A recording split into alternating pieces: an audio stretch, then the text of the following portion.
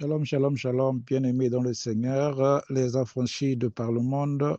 Bonjour à ceux qui sont réveillés au Canada, aux États-Unis. Bon après-midi à nous qui sommes en Afrique centrale, à l'Équateur.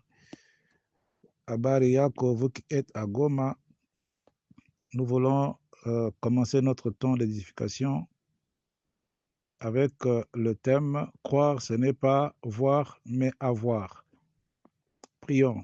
L'Éternel des cieux, Dieu créateur, notre Père, toi qui as fait toutes choses pour ta gloire, tu nous as envoyé la lumière briller dans les ténèbres de notre cœur pour faire de nous des lumières de la terre. Nous te recommandons ces moments à ta grâce et à ta gloire, car qui est l'homme, Seigneur, pour que tu prennes garde? Qui est le Fils de l'homme, Seigneur, pour que tu puisses lui accorder ton attention? Mais il t'a plu, Seigneur, de ne pas habiter les maisons faites de mains d'hommes, mais tu as choisi d'habiter dans le cœur de l'homme, parce que c'est toi qui as fait le cœur. Merci Seigneur pour ce moment de partage de ta parole, pour connaître ta volonté, pour nous aider à rester dans la foi. Au nom de Jésus-Christ, Amen. Nous lisons notre texte de référence, Hébreux chapitre 1, verset 1, chapitre 11, verset 1. Hébreux 11, verset 1. Or, la foi est une ferme assurance des choses qu'on espère, une démonstration de celles qu'on ne voit pas. Alors, il est clair que rien que par la définition de la foi, moi, je n'appelle pas ça définition, moi, j'appelle ça, c'est le verset de l'explication, hein, mais ça ne définit pas vraiment la foi, ça explique ce que fait la foi. La première des choses qu'on nous dit dans Hébreux 11, verset 1, c'est que la foi, elle est ferme assurance des choses qu'on espère. Donc, il y a deux choses qui ne sont pas acquises. L'espérance, parce que si on espère quelque chose, c'est qu'on ne l'a pas encore. On ne peut pas courir après quelque chose qu'on possède déjà. Ça, c'est la première partie de l'explication de ce qu'une foi peut faire. C'est-à-dire que lorsque la foi est seulement assurance, hein, parce que, vous savez, quand on parle d'assurance, c'est comme nous avons l'assurance du salut, mais nous ne sommes pas encore sauvés. Tu peux avoir l'assurance d'avoir quelque chose et ne pas l'avoir. Tu peux avoir l'assurance de ton véhicule et après l'accident, l'assurance ne vient pas te dédommager. Ici, c'est la première explication de ce qu'une foi peut faire. Rester assurance sans avoir une garantie. Donc, on peut avoir une assurance, ça te fait une garantie d'être dédommagé, mais ça ne garantit pas un dédommagement effectif. La foi est donc cette assurance des choses qu'on espère parce qu'on ne les a pas encore. Ça, c'est la première explication de la foi lorsqu'on est dans l'espérance. Et il y a une autre explication de la foi qui peut faire selon l'attitude.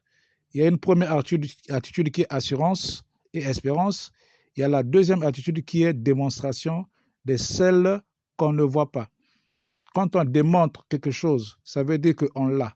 Si on te demande de démontrer une équation, c'est parce que tu la connais. Si tu n'as pas la connaissance, tu ne peux pas démontrer. Pour faire une démonstration, il faut avoir.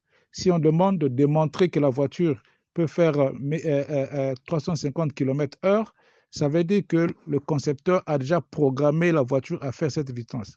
Donc, il y a ici deux attitudes dans l'explication de ce que est ou ce que peut faire la foi. La première attitude, c'est une attitude hésitante qui n'est que dans l'espérance, qui n'est que dans l'assurance. Tu es sûr, c'est comme beaucoup de personnes aujourd'hui qui sont sûres, qui ont l'assurance du salut, qui espèrent le retour de Jésus, mais qui ne démontrent pas le salut qu'ils ont en eux. Donc il y a des gens qui espèrent être sauvés, ils ne croient pas qu'ils sont déjà sauvés, qui espèrent que le salut viendra, mais il y a des gens qui, malgré la promesse de la venue du Seigneur, de la seconde venue du Seigneur, ils sont dans la démonstration de ceux qui sont sauvés. Ils vivent en sauvés. Ils ne vivent pas en quelqu'un qui cherche à être sauvé. Ils vivent en des gens qui sont déjà sauvés. C'est pour cela que nous disons que la foi, nous vivons dans le monde qui croient ce qu'ils voient. Mais nous, ceux qui sont, donc la première catégorie de ceux qui sont dans l'assurance des choses qu'ils espèrent, ils vivent dans un monde qui croit ce qu'ils voient. Mais ceux qui sont dans la démonstration des choses qu'on ne voit pas, ils vivent dans le royaume de Dieu, c'est-à-dire la logique inversée. C'est-à-dire, ils croient avant de voir. Il y a des gens qui voient avant de croire, il y a des gens qui croient avant de voir. Donc, si tu vois, tu cherches à voir avant de croire, tu vas vivre dans l'assurance et dans l'espérance. Mais si tu es dans la deuxième catégorie des gens qui croient pour voir, à ce moment-là, tu vas vivre la démonstration des choses qu'on ne voit pas. Parce que Dieu appelle par la foi les choses invisibles comme si elles sont déjà visibles. Dieu t'invite aujourd'hui à changer ta perspective. La foi, c'est une question d'attitude. La foi, c'est une question de libre arbitre, le positionnement de ton libre arbitre.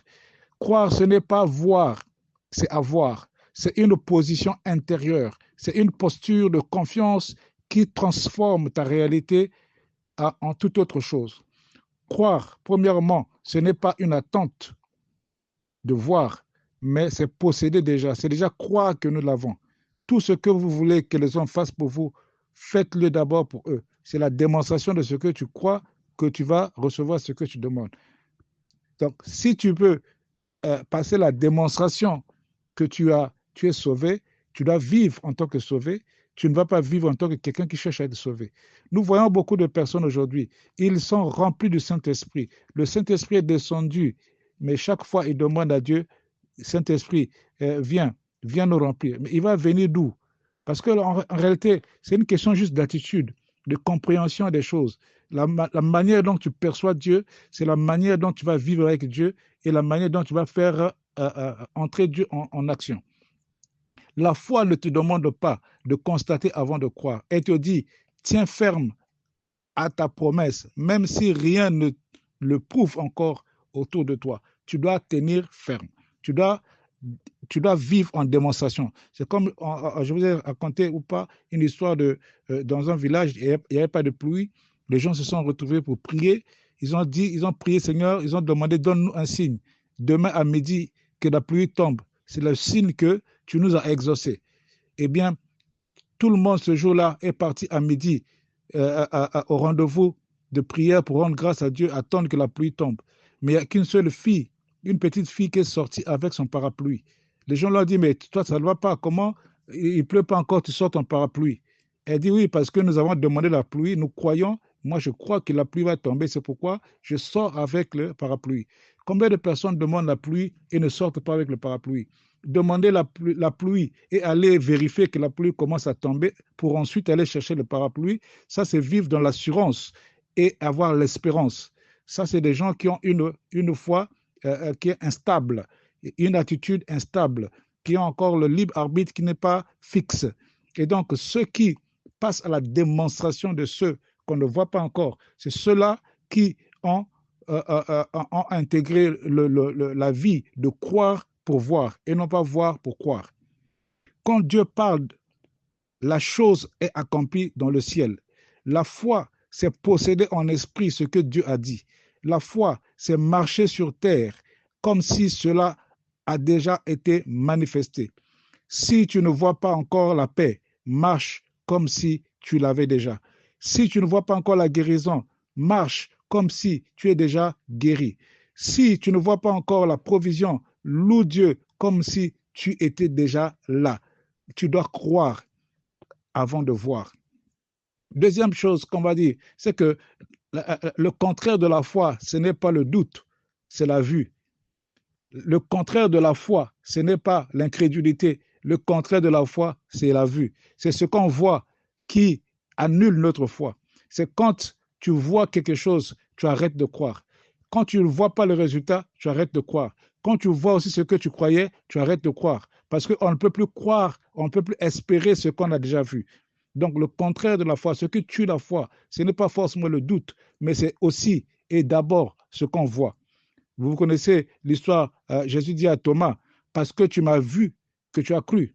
Heureux ceux qui n'ont pas vu et qui ont cru. Vous voyez, ce qui a fait sombrer Pierre, lorsque il a vu Jésus, ils l'ont appelé fantôme marchant sur les eaux. Ils ont dit, Seigneur, si c'est toi, permets que je vienne à toi. Il a commencé à marcher par la foi, mais il a eu le doute. Qu'est-ce qu'il a fait? Malgré qu'il a douté, il n'a pas commencé à couler. C'est lorsqu'il il a baissé le regard pour regarder là où se trouvaient ses pieds qu'il a commencé à couler. Donc, ce qu'il a vu a annulé tous les efforts qu'il a fait et il a commencé à couler. Et beaucoup de gens, nous sommes en train de couler, non pas parce que nous doutons, mais parce que nous sommes en train de voir des choses que Dieu ne nous montre pas. Souvenez-vous de Marie. Marie a souri, Marie a douté, il a cru, elle n'a pas cru, elle a douté, mais l'enfant est venu. Parce que Dieu avait dit l'année prochaine, à la même époque, malgré le doute de Marie, malgré la réserve de Marie, l'enfant est venu. Parce que Marie n'a pas regardé autre chose, elle n'a fait que douter. Ce n'est pas seulement ce que tu doutes qui tue la foi, mais c'est aussi ce que tu vois. Mais quand Dieu te dit quelque chose, qu'est-ce que tu vois? Il a dit à Jérémie, que vois-tu? Qu'est-ce que tu vois quand tu crois? La foi n'est pas aveugle, elle voit plus loin que les yeux. La foi, elle voit ce que Dieu voit. La foi, c'est voir au-delà du mur, voir au-delà de la limite des yeux naturels. Ne sois pas esclave de ce que tes yeux te montrent. Ne sois pas esclave de ce que tu perçois. Sois serviteur de ce que Dieu a déclaré. La foi, c'est marcher avec les déclarations de Dieu et non pas marcher avec les résultats de ce monde. Il y a des gens aussi qui peuvent se tromper par des résultats. On m'a raconté une fille qui cherchait un mariage. On lui a dit que cette semaine, le prophète a dit, cette semaine, il y a un homme que tu vas rencontrer un homme, et cet homme-là, et c'est lui, l'homme de ta vie qui va t'épouser. Mais tu peux avoir une prophétie comme ça et recevoir, le diable aussi peut t'envoyer avant que ton homme vienne, il t'envoie un autre homme pour venir détruire ta vie. Mais si tu n'as pas les yeux de la foi, tu regardes seulement avec les yeux physiques, tu as vu un bel homme qui vient avec tout ça, là, tu dis, ça c'est ce que Dieu avait dit.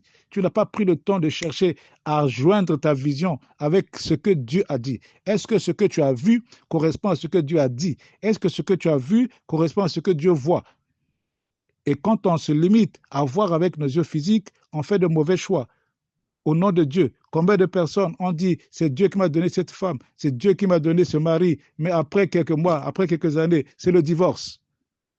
Est-ce que c'est Dieu qui a menti? Est-ce que c'est nous qui nous sommes mal comportés? C'est nous qui n'avons pas bien vu. Parce que ce que nous avons vu a tué ce que Dieu a dit. Ce que nous avons vu, ce n'est pas le doute, mais c'est ce que nous avons vu, que nous avons déclaré comme la fin de la foi. La foi, ce n'est pas voir avec nos yeux. La foi, c'est voir avec les yeux de Dieu. Nos yeux naturels perçoivent des faits, mais les yeux de Dieu, de la foi, perçoivent la vérité divine. Les yeux naturels voient les faits, les réalités, mais les yeux de la foi voient la vérité divine. La foi n'est pas n'est pas de voir avec nos yeux, mais c'est de voir avec ceux de Dieu. Nous devons retenir cela. Ce que toi tu appelles désert, Dieu appelle terre promise en formation. Ce que toi tu appelles retard, Dieu l'appelle temps de maturation. Ce que toi tu appelles silence, Dieu l'appelle travail en coulisses. Croire, enfin, c'est avoir ce que Dieu a dit. C'est chercher à avoir c'est déjà avoir ce que Dieu a dit avant que le monde le confirme. Quand toi tu crois, tu l'as déjà. Je me souviens, il y a Yonggi Cho qui avait demandé à Dieu des vélos, des meubles pour faire l'évangélisation. C'est le témoignage qu'on nous a raconté à un moment donné. Mais ça a duré tellement. Dieu lui a dit, moi j'appelle des choses qui n'existent pas comme si elles existaient. Et lui aussi, il a changé le langage. Il est venu à l'église, il a témoigné que Dieu lui a donné les vélos et les meubles. Les anciens, les collègues ont dit, non, mais nous on est avec toi, on voit comment tu galères. Montre-nous ces vélos-là. Il t'a donné ça où? Il a dit, venez, je vais vous montrer. Ils sont venus. Après, il leur a dit, avant de naître, vous étiez où? Et non, on était dans le ventre de la maman. Mais vous faisiez quoi? Oh, on était en train de grandir, attendre 9 mois. Et après les 9 mois, vous avez fait quoi? Oh, on est sorti. On vous a vu, oui. Mais est-ce que pendant les 9 mois, on vous voyait? Non. On savait que vous étiez là. C'est la même chose. Dieu m'a donné les choses. Ça est déjà en moi. C'est une grossesse qui est en train d'attendre la maturation, qui est en train d'attendre l'âge, le temps favorable pour que le monde voit ça. Mais moi, je vois déjà ça. Il n'y a que la femme enceinte qui sait que l'enfant est là, qui ressent l'enfant. Mais ceux qui sont dehors ne voient pas l'enfant, ne ressentent pas, ne communiquent pas avec l'enfant. Et donc, la foi, c'est posséder déjà son enfant, posséder déjà ta conception, posséder ta grossesse, attendre la maturation pour que le monde voit. Parce que le monde ne confirme l'enfant que lorsque l'enfant naît. On ne peut pas faire l'acte de naissance d'un enfant tant qu'il est encore dans le ventre. Il faut que le monde voit l'enfant avant de lui faire l'acte de naissance. Mais toi, tu peux lui donner déjà un nom pendant que tu sais que l'enfant grandit avec toi. Tu l'appelles déjà par ton nom. Parce que c'est ça la foi, la démonstration de ce que les gens ne voient pas. Regarde Abraham. Il n'avait pas encore d'enfant, mais il était déjà appelé père d'une multitude. Alléluia. Il a cru, espérant contre toute espérance. Dieu, Romains 4, 18. Il n'avait pas encore d'enfant, mais il est appelé père des nations. Donc, tu peux avoir avant de voir. Croire, c'est avoir l'enfant dans le cœur avant de l'avoir dans les bras. Croire, c'est se lever chaque matin comme si Dieu avait déjà agi. Croire, c'est danser avant que la pluie ne tombe. Croire, c'est sortir avec ton parapluie, sachant que tu as demandé la pluie. Croire, c'est agir conformément à tes prières. Croire que Dieu a exaucé tes prières et comporte-toi par rapport à l'exaucement et non pas par rapport à la supplication. La foi est une posture du futur et non du présent. La foi est une attitude qui fixe le libre arbitre dans une posture de futur rapproché. La foi, j'aime dire que la foi, c'est la main droite de l'homme qui permet à l'homme d'étendre sa main jusque dans le ciel pour toucher la grâce et ramener les choses de l'invisible vers le visible. La foi, c'est la main droite de l'homme qui prend les choses invisibles et les amène dans le monde visible. La grâce, c'est la main droite de Dieu qui sert à donner à la main droite de l'homme les choses surnaturelles. Il a dit, en vous, je vous ai accordé toutes sortes de bénédictions en Jésus-Christ. Nous avons des bénédictions, nous avons des réponses, mais qui sont encore dans le monde invisible. Il faut les toucher par la foi et les ramener dans le monde invisible. Il y a bien de choses qui partent de l'invisible pour revenir au visible. La foi, elle est un choix intérieur, une décision spirituelle. Le libre arbitre choisit de croire, même quand tout invite à douter. C'est ton libre arbitre, que personne ne puisse influencer ton libre arbitre. Tu es libre de croire ou ne pas croire. Si les gens te disent pourquoi tu aimes ça, tu dis que ce n'est pas votre problème, moi j'aime ça. On a dit à Élisée, est-ce que tu sais que ton serviteur, ton maître sera enlevé aujourd'hui? Il a dit, je sais, mais vous, taisez-vous, ce n'est pas votre affaire. Ce que moi je vois, ce que moi je crois, vous ne voyez pas ça. Taisez-vous, ce n'est pas votre problème. La foi est la direction. C'est cette direction qui pointe vers le futur que Dieu a promis et que tu commences à vivre dès maintenant. La foi nous connecte à l'invisible, mais réel. La foi nous connecte à l'invisible, mais un invisible qui est réel. Car nous marchons par la foi et non par la vue. 2 Corinthiens 5, verset 7 le dit. Nous ne marchons pas par la vue, mais par la foi. 2 Corinthiens 5, verset 7. Dieu ne te demande pas d'imaginer une réalité fictive. Non, ce n'est pas la foi, ce n'est pas une imagination fictive. Il te demande d'entrer dans une réalité céleste qui existe déjà conformément à sa parole et ses promesses. La foi est la main qui saisit ce que Dieu attend, ce que Dieu tend vers nous. C'est la connexion entre ton esprit et le ciel. C'est la connexion entre ton bras droit, la foi, et la grâce qui est le bras droit de Dieu. En conclusion, puisque nous sommes à 19 minutes, on parle selon la promesse, pas selon les circonstances. Aujourd'hui, Dieu te dit, ne parle plus selon ce que tu vois, mais selon ce que tu crois. Que le faible dise, je suis fort. Joël 3, verset 10 le dit. Que le pauvre dise, je suis riche. Que celui qui doute dise, je suis ferme dans la foi. Ne décris plus ta situation, déclare ta vérité. Ne décris plus la situation, mais déclare la vérité et Dieu est sur le point de faire. Croire, ce n'est pas voir, c'est avoir. Avoir la paix, avoir la force, avoir la promesse, avoir la victoire Et un jour, ce que tu crois, ce que tu as cru, tu le verras. Quelqu'un dit Amen et que Dieu bénisse et que Dieu t'accorde tout ce que tu crois avoir déjà possédé. Au nom de Jésus-Christ, c'était votre bien-aimé frère Ghislain Elenga depuis la République du Congo-Brazzaville.